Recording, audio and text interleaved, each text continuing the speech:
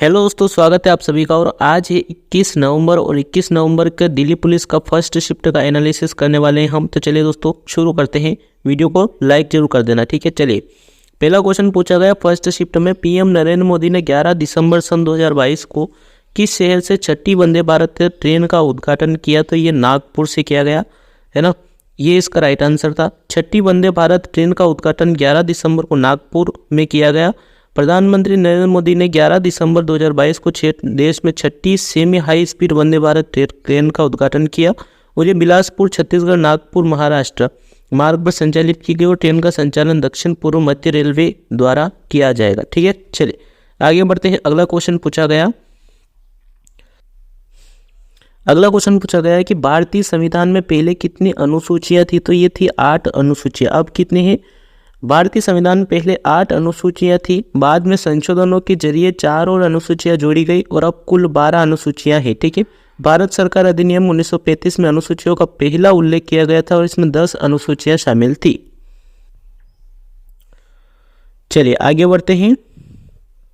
इसमें देखिए, यहाँ पर देख लिया था हमने, कुल 12 अनुसूचियां हैं और 1935 में अनुसूचियों का पहला उल्लेख किया गया था और 10 अनुसूचियां और शामिल की गई, ठीक है। चलिए आगे बढ़ते हैं अगले क्वेश्चन की ओर। 5वीं पंचवर्षीय योजना के समय वित्त मंत्री कौन था? तो चिदम्बरम सुब्रमण्यम साहब थे, ठीक है। चिदम्बरम सुब्रमण्यम भारत के 14वें वित्त मंत्री थे। मोरारजी देसाई के बाद चिदम्बरम दूसरे ऐसे वित्त मंत्री थे जिन्होंने सबसे ज़्यादा बार बजट पेश किया, ठीक है। चलिए आगे बढ़ते हैं। अगला क्वेश्चन पूछा गया था फर्स्ट शिफ्ट में, है ना, बहमनी साम्राज्य की स्थापना किस वर्ष हुई थी? तो 1347 में अलाउद्दीन बहमन खान ने की थी, शाह ने की थी, ठीक है। बहमनी साम्राज्य की स्थापना 1347 में अलाउद्दीन बहमन शाह ने की थी। उन्हें हंसन गंगू के नाम से भी जाना जाता था, ठीक है। चलिए अगला क्वेश्चन देखते हैं। सर्व शिक्षा अभियान एसएसए भारतीय संविधान के किस अनुच्छेद के तहत चलाया गया था? तो चलाया गया था अनुच्छेद 21A के तहत, ठीक है। सर्व शिक्षा अभियान एसएसए भारतीय संविधान के आर्टिकल 21A के तहत चलाया गया था और यह अनुच्छेद 6 से 14 साल की उम्र के सभी बच्चों को मुफ्त और अनिवार्य शिक्षा देने की गारंटी देता है। सर्व शिक्षा अभियान भारत सरकार का एक प्रमुख कार्यक्रम है, ठीक है। आगे बढ़ते हैं। अगला क्वेश्चन पूछा गया है कि राष्ट्रीय युवा दिवस किसकी याद में मनाया जाता है? स्वामी विवेकानंद जी की याद में मनाया जाता है। प्रतिवर्ष 12 जनवरी को राष्ट्रीय युवा दिवस के रूप में मनाया जाता है और इस दिन भारत के महान सामाजिक सुधारकों, विचारकों और दार्शनिकों में से एक स्वामी विवेकानंद जी का जन्म हुआ था। भारत सरकार ने 1984 में स्वामी जी के जन्मदिन को राष्ट्रीय युवा दिवस के रूप में मनाने की घोषणा की थी, ठीक है। चलिए आगे बढ़ते हैं। अगला क्वेश्चन है, अनटचेबल पुस्तक के लेखक कौन है? ये पूछा गया। मुल्क राज आनंद इसका राइट आंसर होगा। अनटचेबल मुल्क राज आनंद द्वारा 1935 में प्रकाशित पहला उपन्यास था, जिसके बाद कुली और 2 लीव्स एंड ए बेड प्रकाशित हुए थे, ठीक है। ये हुए थे 1937 में, ठीक है। चलिए अगला क्वेश्चन पूछा गया कि उत्तरी मैदान का निर्माण कौन सी नदी प्रणालियों से हुआ? तो सिंधु, गंगा और ब्रह्मपुत्र, इन तीनों से हुआ। उत्तरी मैदान का निर्माण 3 प्रमुख नदी प्रणालियों से हुआ है, सिंधु, गंगा और ब्रह्मपुत्र। इन नदियों को सहायक नदियों के जलोढ़ निक्षेपों से मैदान बना है, ठीक है। आगे बढ़ते हैं। अगला क्वेश्चन है, एफडीआई का पूर्ण रूप क्या है? तो इसका रूप है फॉरेन डायरेक्ट इन्वेस्टमेंट, ठीक है। एफडीआई का पूर्ण रूप प्रत्यक्ष विदेशी निवेश, फॉरेन डायरेक्ट इन्वेस्टमेंट है। भारतीय अर्थव्यवस्था में विदेशी व्यक्तियों या विदेशी कंपनियों द्वारा किए गए निवेश को एफडीआई कहा जाता है, ठीक है। आगे बढ़ते हैं। अगला क्वेश्चन है, ई कृष्णा अय्यर किस प्रकार के नृत्य से संबंधित है? तो यह है भरतनाट्यम से, ठीक है। ई कृष्णा अय्यर एक प्रमुख भारतीय न्यायवादी और भारत के सर्वोच्च न्यायालय के पूर्व न्यायाधीश है, ठीक है। चलिए आगे बढ़ते हैं। अगला क्वेश्चन है, मानव विकास सूचकांक 2023 में भारत का स्थान कौन सा रहा? तो 127वें स्थान पर रहा भारत।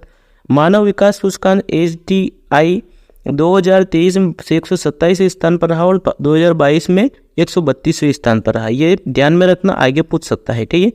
चलिए अगला क्वेश्चन पूछा गया है कि दक्षिण एशियाई फुटबॉल महासंघ ACFF चैंपियनशिप 2023 का आयोजन कहाँ हुआ? तो ये बेंगलुरु कर्नाटक में हुआ है, ठीक है। चलिए, दक्षिण एशियाई फुटबॉल महासंघ ACFF चैंपियनशिप 2023 का आयोजन बेंगलुरु कर्नाटक के श्री कांतिराव स्टेडियम में हुआ था और यह आयोजन 21 जून से 4 जुलाई 2023 तक चला था, ठीक है। चलिए अगला क्वेश्चन देखते हैं। यूनेस्को विश्व धरोहर सूर्य मंदिर कहाँ पर है? तो ये है ओडिशा के कोणार्क में, ठीक है। यूनेस्को के विश्व धरोहर स्थल में शामिल सूर्य मंदिर ओडिशा के कोणार्क में है और मंदिर को ब्लैक पगोड़ा भी कहा जाता है, ठीक है। चलिए अगला क्वेश्चन देखते हैं। अर्थशास्त्र के लेखक कौन है? कौटिल्य, ठीक है।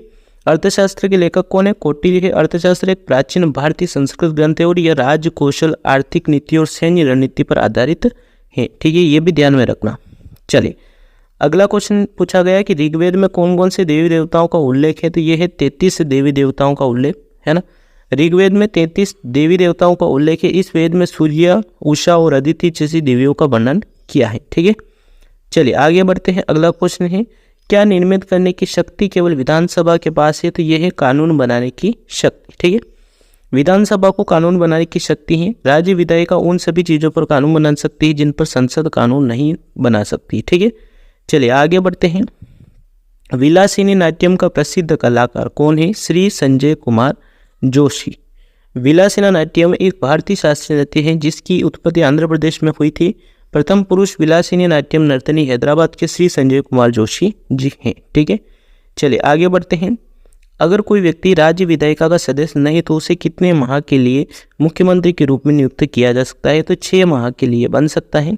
एक व्यक्ति जो राज्य विधानमंडल का सदस्य नहीं उसे 6 महीने के लिए मुख्यमंत्री के रूप में नियुक्त किया जा सकता है और इस अवधि के दौरान उसे राज्य विधायिका के लिए चुना जाना चाहिए। ऐसा न करने पर वो मुख्यमंत्री नहीं रहेगा, ठीक है। चलिए आगे बढ़ते हैं। अगला क्वेश्चन पूछा गया कि ब्रह्मा समाज की स्थापना किसने की थी? राजा राम मोहन राय साहब ने ब्रह्मा समाज की स्थापना 20 अगस्त 1828 को राजा राम मोहन राय और द्वारकानाथ टैगोर ने की थी, ठीक है।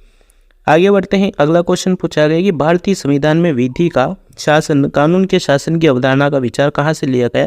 तो ये लिया गया इंग्लैंड यानी कि ब्रिटेन से। भारतीय संविधान में कानून के शासन की अवधारणा इंग्लैंड से ली गई, ठीक है।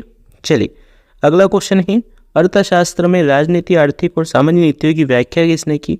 तो ये की गई कौटिल्य के द्वारा।